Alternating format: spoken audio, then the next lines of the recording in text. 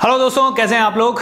आशा करता हूं कि आप मेरे वीडियोस देख रहे हैं और ज़्यादा से ज़्यादा उन वीडियोस से आपको बेनिफिट हो रहा है। आज का वीडियो भी आपको बहुत ही ज़्यादा बेनिफिट करने वाला होगा, क्योंकि आज का वीडियो मैंने आप में से ही कई लोगों के सवालों के ऊपर बनाया है। दोस्तों, मैं अंग्रेजी का टीचर नहीं हूं, लेकिन मैंने अंग्रेजी सिर्फ 3 से 3.5 महीने में सीखी और मुझे बहुत ही अच्छे टीचर्स मिले, जिनके कारण मैं सीख पाया और आज पूरी दुनिया में मैं अंग्रेजी में बात कर पाता हूँ और उसके कारण बहुत सारा मैंने पैसा भी कमाया और बहुत सारी मुझे हेल्प भी हुई, मेरा कॉन्फिडेंस भी ऊपर गया। तो इसीलिए मैंने अंग्रेजी कैसे मैंने सीखी उसके ऊपर एक वीडियो बनाया था। आप में से कई लोगों ने उस वीडियो को देखा, बहुत सारे लोग उस पर कमेंट कर रहे हैं, बहुत सारे लोग हमसे और हमारी टीम से संपर्क भी कर रहे हैं।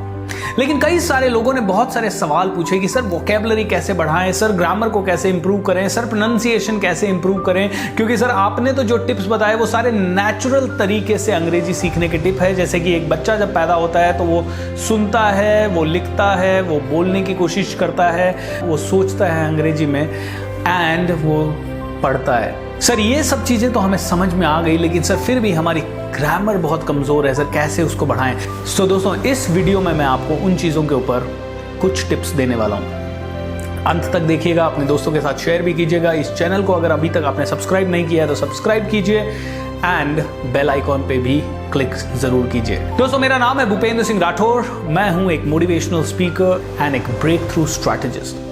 पहले तो मैं आपको बताना चाहूंगा कि मैं ये वीडियो क्यों बना रहा हूं। दोस्तों, मेरा बहुत बड़ा पेन था अंग्रेजी। जब मैं कॉलेज में था, जब मैं स्कूल में था, जब मैं कुछ इंटरव्यूज दे रहा था और बहुत इंटरव्यूज में मैं फेल हो रहा था, एंड सिर्फ एक रीजन से, क्योंकि कॉन्फिडेंस नहीं था।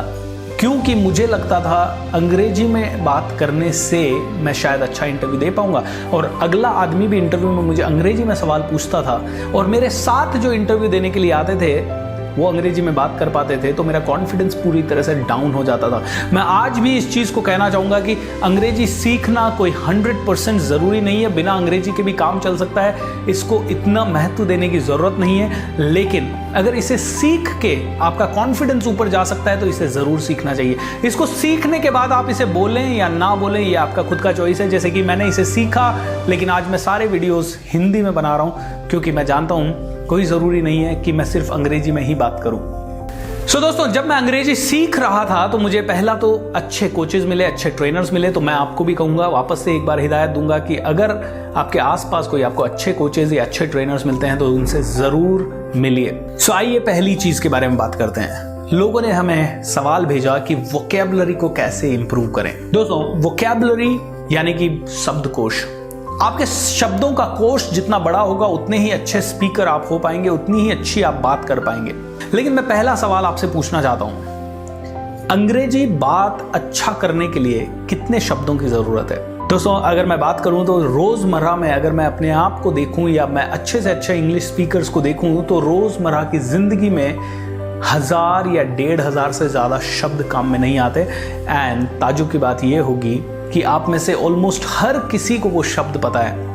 आपको पता है कि स्विमिंग किसे कहते हैं, स्लीपिंग किसे कहते हैं, ब्रूम यानी झाड़ू लगाना किसे कहते हैं। आप में से हर किसी को पता है रीच क्या है, रीच यानी कहीं पहुंचना, एंड टाइम क्या है, सेलेक्ट केस किसको कहते हैं, एड्रेस किसको कहते हैं। ऐसे बहुत सारे कॉमन वर्ड्स है। कम से कम आप में से हर एक आदमी को 1000 शब्द तो पता है, चाहे आप अंग्रेजी में कमज़ोर भी हैं तो, क्योंकि वो शब्द आप बार बार सुनते हैं, बार बार समझते हैं। तो पहले तो मैं आपके माइंड से ये निकालना चाहता हूँ कि अंग्रेजी सीखने के लिए आपको 10, 20, 50 हज़ार शब्दों की ज़रूरत है। नहीं दोस्तों, अगर 1000 शब्द भी आपको आते हैं तो आप अच्छी अंग्रेजी बोल सकते हैं। फिर भी अगर आपके माइंड में ये ब्लॉकेज है कि आपको ज़्यादा शब्द सीखने हैं, तो मैं आपको 3 टिप्स बताता हूं जिससे कि आप ज़्यादा से ज़्यादा अंग्रेजी के शब्द अपनी ज़िंदगी में ला सकते हैं। पहला तो मान लीजिए आप टीवी देख रहे हैं या कमेंट्री सुन रहे हैं।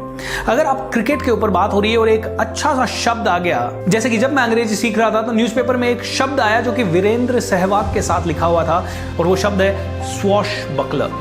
तो जब मैंने मेरी टीचर से इसके बारे में पूछा तो उन्होंने बताया स्वॉशबकलर का मतलब है हीरोइक। मेरी टीचर ने ना सिर्फ मुझे स्वॉशबकलर शब्द का मीनिंग बताया, उन्होंने मुझे एक असाइनमेंट दिया। उन्होंने कहा क्रिकेट में या क्रिकेट की कमेंट्री में यूज होने वाले कम से कम 100 नए नए शब्द निकाल के लाओ। दोस्तों फिर क्या था, मैंने क्रिकेट की 10-5 बार कमेंट्री सुनी, वहां से मुझे अलग अलग नए नए वर्ड्स मिले, जैसे कि what a massive hit. Okay, so massive शब्द का मुझे मीनिंग नहीं पता था, तो मैसिव एक शब्द मैंने निकाला। ऐसे 10, 20, 25 वर्ड्स मैंने और निकाले। तो दोस्तों मैं कहूंगा कि जब भी आपको किसी शब्द का मीनिंग नहीं आता तो उस शब्द से रिलेटेड या उस परिस्थिति से रिलेटेड 10, 20, 25 वर्ड्स या 50 वर्ड्स निकालने की कोशिश कीजिए और उनसे रिलेटेड या तो मूवी या उनसे रिलेटेड कुछ वीडियोस देखिए। जैसे कि जब बात आती है क्रिकेट की कमेंट्री की, तो आप ऑनलाइन जाके हर एक मैच की कमेंट्री देख सकते हो और नए नए शब्द आपको सारे मिल सकते हैं। जैसे कि अगर बात आती है बॉलीवुड की, तो आप बॉलीवुड से रिलेटेड कोई न्यूज़ सुन सकते हो और वहाँ पे आपको बहुत कुछ मिल सकता है। अगर बात आती है पॉलिटिक्स की, तो आप पॉलिटिक्स के वीडियोस देख सकते हो। अगर बात आती है डे टू डे कॉन्वर्सेशंस की, तो उसके ऊपर भी बहुत सारे वीडियोस हैं, ताकि आप हर एक वीडियो से ऐसे 10-5 शब्द जो कि उसी तरह की सिचुएशन में इस्तेमाल होने वाले हों, उनको आप निकाल सकें। जैसे दोस्तों जब मैं ट्रेनिंग के फील्ड में आया तो कई लोग यूज कर रहे थे शब्द न्यूरो लिंग्विस्टिक प्रोग्रामिंग या साइकोमेट्रिक टूल्स, तो इस तरह के शब्द नए थे। लेकिन मैंने क्या किया, एक सिंगल डे ट्रेनिंग के बारे में सारा रिसर्च किया और वहां से मैंने 10, 20, 25 अच्छे शब्द निकाले और वो सारे शब्दों का मीनिंग मैंने ढूंढना चालू किया। ये पूरी एक्सरसाइज में मुझे 1 से 2 दिन लगा, लेकिन 2 दिन के बाद अगर मुझसे कोई ट्रेनिंग के बारे में बात कर रहा था तो मुझे ये समझ में आने लगा कि वो किस चीज के बारे में बात कर रहे हैं। तो जब मैंने ये सारे शब्द ढूंढे तो ये मेरे मेमोरी में फिट नहीं हुए, लेकिन जब मैं ट्रेनिंग के बारे में कुछ और सुनने लगा तो मुझे धीरे धीरे ये वर्ड्स रिपीट होने लगे और जब ये रिपीट होने लगे तो मेरी मेमोरी में परमानेंट होते गए। सो वोकेबलरी बढ़ाने के लिए पहली चीज, माइंड से हटाइए कि बहुत सारे शब्द चाहिए। दूसरी चीज, एक पर्टिकुलर टॉपिक को चूज कीजिए या एक पर्टिकुलर वर्ड को चूज कीजिए। वो वर्ड किस टॉपिक से रिलेटेड है या किन किन परिस्थितियों में इस्तेमाल हो सकता है उनके बारे में देखिए। और अगर किसी पर्टिकुलर परिस्थिति के बारे में आप बात करें, जैसे मैरिज या लव या फिर किचन या हाउस, तो उससे रिलेटेड जितने भी नए शब्द हैं वो एक ही दिन में आप निकाल लीजिए और उनको बार बार पढ़िए या वैसे वीडियोस 2, 4, 5 दिन, 7 दिन तक देखिए। दूसरी एक चीज दोस्तों जो कि मैंने हर उस इंसान से जो कि अंग्रेजी में बहुत अच्छा बात कर पाता है, जिसके वोकैबुलरी या शब्दकोश बहुत अच्छा है, उससे जानी वो है, वो लोग अंग्रेजी के नॉवेल्स पढ़ा करते थे। नॉवेल्स में क्या होता है, नॉवेल्स में एक कहानी होती है जिसमें कि बताया जाता है कि कैसे आदमी बैठा था, किस तरह के कपड़े उसने पहने थे, क्या किया उसने, उस समय कैसा माहौल था। हर एक घटना को एक्सप्लेन शब्दों से करने की कोशिश की जाती है नॉवेल्स में। इसीलिए जितना ज़्यादा आप इंग्लिश के नॉवेल्स पढ़ेंगे उतना ज़्यादा आपकी वोकैबुलरी अच्छी होने के चांसेस हैं। और दोस्तों हर हफ्ते एक अंग्रेजी की मूवी देखिए और मैं तो यहाँ तक रेकमेंड करूँगा कि उसी मूवी को कम से कम 2 या 3 बार देखिए, लेकिन उसके नीचे सबटाइटल्स होना चाहिए। ऑलराइट, सबटाइटल्स भी देखते रहिए और मूवी को सुनते रहिए और सुनिए और देखिए और पढ़िए, सुनिए देखिए पढ़िए, सुनिए देखिए पढ़िए। ये तीनों चीज़ें मूवी के थ्रू आपका होगा तो आप ज़्यादा फास्ट वोकैबुलरी को डेवलप कर सकते हैं। बट यस, ये चीज़ें आपको तब करनी है जब एक बार आपकी रीडिंग, राइटिंग, लिसनिंग और थिंकिंग की आदत पड़ गई है, तभी आप मूवी के ऊपर जाइए। पहले नेचुरल तरीका, उसके बाद ये वाला तरीका दोस्तों। ऑलराइट, बाकी दोस्तों there is no shortcut to success. आपको काम करना पड़ेगा, ज़्यादा से ज़्यादा शब्द आपको ढूंढने पड़ेंगे, ज़्यादा से ज़्यादा शब्दों को आपको डिक्शनरी में देखना पड़ेगा। और आजकल तो बहुत आसान हो गया है, आपके फ़ोन में या कंप्यूटर में डिक्शनरी का एप्लीकेशन डाउनलोड कर लीजिए और वहाँ पर आप तुरंत शब्दों के मीनिंग देख सकते हैं। नहीं तो गूगल तो आपके पास हमेशा से था ही। दोस्तों वोकैबुलरी के अलावा कुछ और टिप आपके लिए। देखिए, जब भी आपको अंग्रेजी इंप्रूव करनी है तो मेरा ये हिदायत सबसे ज़्यादा महत्वपूर्ण है और इसको आप हमेशा याद रखिएगा। बहुत सारे लोगों के हमारे पास कॉल आए या बहुत सारे लोगों ने कहा सर हम अंग्रेजी तो सीखना चाहते हैं लेकिन जो किताबें आप रेकमेंड कर रहे हो वो अंग्रेजी में है, या जो मूवी, सीरियल या कई सारी चीज़ें आप देखने को बोल रहे हो या लाइव न्यूज़ सुनने को बोल रहे हो वो पूरा अंग्रेजी में बोलते हैं, हमें समझ नहीं आता, तो हम कैसे इंप्रूव करें। तो दोस्तों मैं आपको एक ही चीज़ बोलना चाहूँगा, अंग्रेजी अगर सच में सीखना चाहते हो तो अंग्रेजी टू अंग्रेजी ही सुनना शुरू करो, अंग्रेजी टू अंग्रेजी ही डिक्शनरी देखना शुरू करो और अंग्रेजी की ही किताब पढ़ो, चाहे आपको समझ आए चाहे ना आए। पहले दिन जब आप पढ़ोगे काफी सारी चीजें समझ में नहीं आएगी, लेकिन अगर आप पढ़ते रहे अगले 1 महीने तक बोरिंग भी हुआ, डिफिकल्ट भी गया, फिर भी आप उस पर लगे रहे, तुरंत कंटिन्यूअसली लगे रहे, तो मैं वादा करता हूं आप में से हर एक आदमी को थोड़ा थोड़ा समझ में आने लगेगा। दोस्तों जब मैं ये करता था और मेरे टीचर ने कहा अंग्रेजी टू अंग्रेजी डिक्शनरी ही करनी है, अगर आपको ग्रामर की भी बुक लानी है तो ग्रामर की बुक भी वो ही लाना है जो अंग्रेजी में है, ना कि आपकी मदर टंग में ग्रामर की बुक है। दोस्तों that is really really important. क्यों? क्योंकि जब आप अंग्रेजी की डिक्शनरी में किसी शब्द का मीनिंग देखते हैं तो उसका मीनिंग भी अंग्रेजी में ही होता है। अगर आपने उसका मीनिंग देखा और अंग्रेजी में कुछ मीनिंग है, 25 शब्दों में वो मीनिंग एक्सप्लेन किया गया है, तो एटलीस्ट उसमें से 5 शब्द तो आपके माइंड में आते हैं। और फिर उसमें से भी जो नया शब्द है उसका फिर से मीनिंग देखिए, उसमें से भी नया शब्द है तो उसका मीनिंग देखिए। अंग्रेजी टू अंग्रेजी डिक्शनरी और अंग्रेजी टू अंग्रेजी न्यूज़, अंग्रेजी से ही रिलेटेड चीज़ें पढ़ना है और सुनना है और समझना है। दोस्तों, ये गलती मत कीजिएगा कि हिंदी की ग्रामर की बुक ले आएंगे और उसमें सारे नियम पढ़ के आप अंग्रेजी में बोल पाएंगे, या फिर हिंदी से रिलेटेड आपने डिक्शनरी ले ली, अंग्रेजी के मीनिंग का आपको हिंदी में अनुवाद करके वो बता रहा है तो आपकी अंग्रेजी हो जाएगी। इस तरीके से 10 साल लग जाएंगे और 10 साल के बाद भी आप वहीं पे रहेंगे कि सर अंग्रेजी नहीं आती। अब बात आती है दोस्तों कि ग्रामर को कैसे इंप्रूव करें। ग्रामर को इंप्रूव करने का क्या तरीका है? दोस्तों, सबसे पहले तो मैं अगेन ये कहूँगा कि मैं ग्रामर के किसी भी बुक के फेवर में नहीं हूँ, लेकिन मैं जानता हूँ कि 10% बेसिक ग्रामर आपको आना ज़रूरी है। जैसे कि टेंस आना आपको ज़रूरी है। आपको इतना बेसिक पता होना चाहिए कि कहाँ पे वॉज वर यूज़ होता है, या कहाँ पे has been and have been use होता है, कहाँ पे इज़ एम आर लगता है तो कहाँ ING लगता है, और कहाँ पे हैड हैव लगता है, और कहाँ पे वर्ड की फर्स्ट फॉर्म, सेकेंड फॉर्म और थर्ड फॉर्म लगती है। ऑलराइट, इसके लिए मैं आपको सबसे पहली चीज़ तो कहूँगा कि जितनी भी वर्ब्स है उनकी फर्स्ट फॉर्म, सेकंड फॉर्म और थर्ड फॉर्म आप याद कर लीजिए। जैसे go, went, gone, sleep, slept, slept. Am I right? सबसे पहले तो इसे याद कीजिए क्योंकि ये लिस्ट सबसे इंपॉर्टेंट है, क्योंकि इंग्लिश में आपके हर सेंटेंस में कभी सेकंड फॉर्म आएगा, कभी थर्ड फॉर्म आएगा, एंड कंफ्यूज होने के सारे चांसेस आपके पास हैं। इसीलिए पहले तो ग्रामर की फॉर्म्स का आप इस्तेमाल कर लीजिए, और दूसरा सबसे पहले टेंसेस को एक बार फिर से सीखिए और समझने के हिसाब से सीखिए। बट इसके लिए आपको एक किताब की जरूरत पड़ेगी, तो मैं आपको बताता हूं, रेन एंड मार्टिन की high school English grammar, and उसी की आंसर की को आप इस्तेमाल कीजिए। थोड़ी सी टफ है, आसान भाषा में नहीं है, अंग्रेजी टू अंग्रेजी में है। आप में से कई लोग जो अंग्रेजी अच्छे से नहीं जानते उनको काफी तकलीफ होगी, डिक्शनरी लेके बैठना पड़ेगा। पर दोस्तों, अगर इस ग्रामर की बुक के रूल्स आपने पूरे पढ़ लिए और तरीके से कर लिए तो आपको कभी ग्रामर में कोई पछाड़ नहीं पाएगा। दोस्तों, जब मैं अंग्रेजी सीख रहा था तो मेरे टीचर हेमंत अंबानी सर ने मुझे कहा रेन एंड मार्टिन की ग्रामर बुक पढ़ो। मेरी टीचर मैम ली ने कहा ये रेन एंड मार्टिन की बुक लाओ। I was shocked. मैंने कहा यार, सबके सब इतनी टफ ग्रामर की बुक क्यों बता रहे हैं? पहले 1 महीना तो मुझे इतना हैवी गया, उसके बावजूद भी मैं इसमें पढ़ता रहा। दोस्तों, मैंने डेडिकेशन डाला था 16 घंटे का। पहले 1-1.5 महीना समझ में नहीं आया, लेकिन बार बार टीचर से पूछता, फिर वापस पढ़ता, फिर पढ़ता, फिर पूछता। दोस्तों, उसके बाद मैं बताता हूँ मेरी अंग्रेजी 3 महीने में अच्छी हो गई। और जब मैं कॉल सेंटर्स में था तो एक बार अंग्रेजी की ग्रामर का टेस्ट हुआ, और जितने भी लोग फ्लुएंट अंग्रेजी बोलते थे, कॉन्वेंट एजुकेटेड थे, उन सब के 50% से नीचे मार्क्स आए और मेरे 95% से ऊपर मार्क्स आए। और आज तक मुझे ग्रामर का एक रूल पता है दोस्तों। That is the power. मुझे पता है एग्जैक्टली कि when to use he and she, when to use it, and when to use all the possible adjectives and conjunctions and या prepositions। दोस्तों, this is very very important, very very very important. Wren and Martin की high school grammar book और उसकी answer की आज ही आप purchase कर लीजिए। Do read this book. इसी बुक को आप फॉलो करें ग्रामर के लिए। और बाकी दोस्तों, जब आप सुनेंगे, जब आप बार बार किसी चीज को सुनेंगे, मैंने आपको बताया कि ध्यान से सुनिए सारी अंग्रेजी की स्पीचेस और न्यूज को, तो उससे भी आपकी ग्रामर काफी ज्यादा इंप्रूव हो पाएगी। बट यस, सबसे इंपॉर्टेंट है टेंसेस एंड प्रेपोजिशंस एंड बाकी की जो चीजें हैं, आर्टिकल्स वगैरह, जिनके बारे में रूल्स आपको थोड़े से पढ़ने पड़ेंगे। और जब आप पढ़ने बैठें तो उनको समझने के हिसाब से पढ़िएगा। अब दोस्तों, तीसरी सबसे महत्वपूर्ण चीज वो है प्रोनंसिएशन। प्रोनंसिएशन का मतलब है आप शब्दों को किस तरह से बोलते हैं।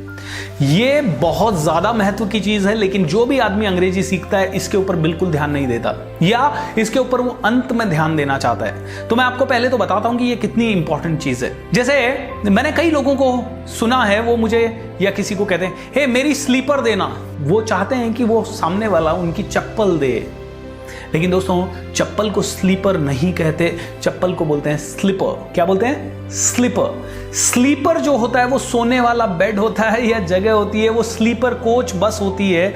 लेकिन स्लीपर क्या होता है? चप्पल। ऐसे ही कई लोगों से आप सुनेंगे कि यार व्हाट इज योर एड्रेस, लेकिन ऐसे ही एक और शब्द है, वो है I want to address the crowd. दोनों की स्पेलिंग एड्रेस एंड एड्रेस दोनों की स्पेलिंग सेम है, लेकिन प्रोनाउंसिएशन में डिफरेंस है दोस्तों।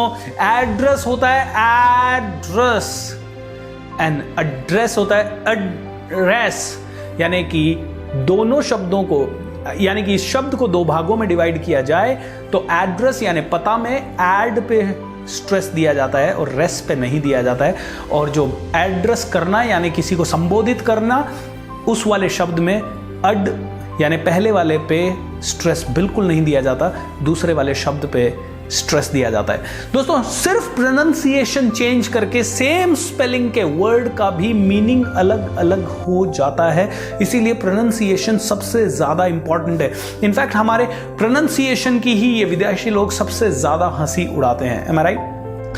सो प्रोनाउंसिएशन को इंप्रूव करने के लिए बहुत सारे टिप्स हैं दोस्तों, जैसे कि मैं आपको पहला टिप बताता हूं। अगर कोई भी शब्द W से स्टार्ट होता है, जैसे वाटर, ओके, पानी है, विंडो है या विस्की है, तो W से शुरू होने वाले किसी भी शब्द को बोलने के लिए दोनों होठ पहले आगे आएंगे, गोल होंगे, और फिर आप बोलेंगे, जैसे मैं बोल के बताता हूं, water. This is the correct pronunciation. लेकिन हम में से कई लोग बोलते हैं water, alright, and that is not right. Window, no, ना कि window, okay, it's window, alright, it's whisky. So आप ऐसी ड्रिल्स कर सकते हैं, जैसे whisky, water, window, war, alright. So W से रिलेटेड कोई भी शब्द है तो मुंह गोल होगा, आगे की तरफ आएगा, और फिर ही आप बोल सकते हैं। और ऐसे ही कोई शब्द अगर फ यानी F या फिर वीश से शुरू होता है तो उनका प्रोनाउंसिएशन कैसे होता है आप देखिए। अगर कोई भी शब्द है जैसे फिश है, ओके, या विक्ट्री है, ये दोनों का प्रोनाउंसिएशन एक ही तरह से होता है। इसमें आपका लोअर लिप जो है वो आपके अपर टीथ को टच होता है, जैसे कि fish, alright, 5, okay, fine, alright, fine, ये राइट प्रोनाउंसिएशन है इसका। ऐसे ही विक्ट्री, वेलोसिटी, ऑलराइट। सो ये प्रोनाउंसिएशन के तरीके हैं जिनको कि आपको सीखना पड़ेगा। आपको कोई भी वॉइस एंड एक्सेंट का कोर्स आप लगा सकते हैं, जो भी उसकी फीस है, एक अच्छे कोच को आप हायर कीजिए, और कोच से सीखेंगे तो डेफिनेटली ज़्यादा जल्दी सीख पाएंगे, फास्ट सीख पाएंगे, क्योंकि प्रोनाउंसिएशन के भी काफ़ी सारे रूल्स हैं। जैसे आप बोलते हैं thank you, it is not thank you. Thank you बोलते समय आपकी जीभ बाहर आनी चाहिए, थैंक यू, एंड बहुत ही सॉफ्ट फ निकलना चाहिए। It is not thank you, it is thank you. अब आप कहेंगे कि सर अंग्रेजी में इतना सब कुछ करना पड़ेगा। दोस्तों ये सब सुनने में थोड़ा डिफिकल्ट लगता है। जैसे कि जब मैं करीब कॉलेज में था और मुझे कार चलाना नहीं आता था, तो मैं इस ख्याल से भी घबरा जाता था कि यार लोग कैसे कार चला लेते हैं, क्योंकि एक दो बार मैं स्टीयरिंग पे बैठा और ब्रेक पे भी ध्यान देना है, एक्सीलेटर पे भी ध्यान देना है, स्टीयरिंग पे भी देना है, रियर व्यूअर में भी देखना है, हॉर्न भी बजाना है, चढ़ाई है या ढलान है या कब क्लच छोड़ना है, ये सब चीज़ों का ध्यान देना है। लेकिन दोस्तों जब सीखना शुरू किया तो धीरे धीरे प्रैक्टिस होती गई, और आज फ़ोन पे बात करते करते या आगे पीछे के नज़ारे देखते हुए, हर चीज़ का ध्यान रखते हुए, कुछ खाते पीते कार चला लेते हैं। वैसे ही आप भी इसे कर पाएंगे। ये बहुत मुश्किल नहीं है, लेकिन हाँ इसमें मेहनत लगेगी, कोई शॉर्टकट नहीं है दोस्तों। सो दोस्तों अगेन मैं आपको कहूँगा, पहले तो अंग्रेजी नहीं आती इसके कारण अगर आपका हौसला कम है या इसके कारण आपका कॉन्फिडेंस कम है, तो प्लीज़ उस कॉन्फिडेंस को कम मत होने दीजिए, क्योंकि जापान के प्रधानमंत्री को भी शायद इंग्लिश इतनी अच्छी तरह से नहीं आती, या चाइना के भी हज़ारों लोगों को इंग्लिश इतनी अच्छी तरह से नहीं आती। तो सबसे पहले तो गर्व करें आपकी अपनी मातृभाषा पे, आपकी अपनी भाषा पे, और अंग्रेजी को सिर्फ एक टूल माने जो कि कॉरपोरेट वर्ल्ड में या फिर विदेश जब आप जाते हैं तो आपकी हेल्प करेगा।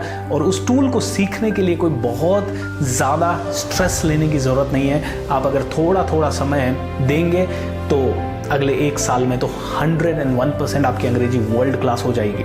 बस सिंपल है। अगर आपको लगता है कि इसके कारण आपका कॉन्फिडेंस बहुत ज़्यादा कम है या ये आपके सफलता में बहुत ज़्यादा बाधक है, तो बस इसे एक बार चुनौती के रूप में स्वीकार कीजिए और इसे हमेशा के लिए फिनिश कर दीजिए, क्योंकि आपने अगर ये कर दिया तो आपका कॉन्फिडेंस अपने ऊपर हमेशा बढ़ेगा। क्योंकि जब मैं भी कम से कम 10-12 साल तक मुझे आता था, लगता था कि यार अंग्रेजी नहीं आती इसलिए मैं पीछे रह रहा हूँ, तो जब 2 अच्छे टीचर्स मिले, उन्होंने मुझे बहुत मोटिवेट किया, मेरे सारे रास्ते भी सफलता के बंद हो गए थे। मैं चाहता था कि मम्मी पापा के सपने पूरे कर सकूं, तो बस अंग्रेजी सीखने के अलावा कोई चारा नहीं बचा था। एंड फिर 15-15 घंटे करके 3 महीने अपने आप को आइसोलेट करके, जॉब से भी 3 महीने मैंने छुट्टी ली थी, ये सब किया और अंग्रेजी आ गई। आपको भी ज़रूर आ जाएगी। मैं बस आपको उतना ही बता सकता हूँ कि कैसे मैंने सीखी। मैं आज भी बहुत सारी गलतियाँ करता हूँ अंग्रेजी में। मैं आज भी डेफिनेटली अपने आप को शशि थरूर नहीं कह सकता अंग्रेजी में। मैं आज भी अपने आप को अंग्रेजी का टीचर नहीं कह सकता। इसलिए ये 2 वीडियोज़ आपने देखें, अगर नहीं देखे तो फिर से देखिए, बार बार देखिए, इनको समझने की कोशिश कीजिए। अगर आपके कोई सवाल हैं तो डेफिनेटली आप हमें डालिए। अगर हमें लगेगा कि उन सवालों के उत्तर देने के लिए हमें 1-2 वीडियोज़ और बनाने हैं तो ही हम वो वीडियोज़ बनाएंगे। इस चैनल को अभी का अभी सब्सक्राइब कर लीजिए, बेल आइकॉन पे भी क्लिक कीजिए ताकि मेरे जो भी वीडियोज़ नए आएँ उनका नोटिफिकेशन आपको मिलता रहे। क्योंकि दोस्तों अंग्रेजी के अलावा भी मैं बहुत सारे टॉपिक्स पे वीडियोज़ बना रहा हूँ, जैसे कि goal setting, leadership, selling skill and marketing skill, network marketing skill. उन सभी वीडियोज़ का लाभ आप लें एंड ज़्यादा से ज़्यादा सफल बने। Have a great time.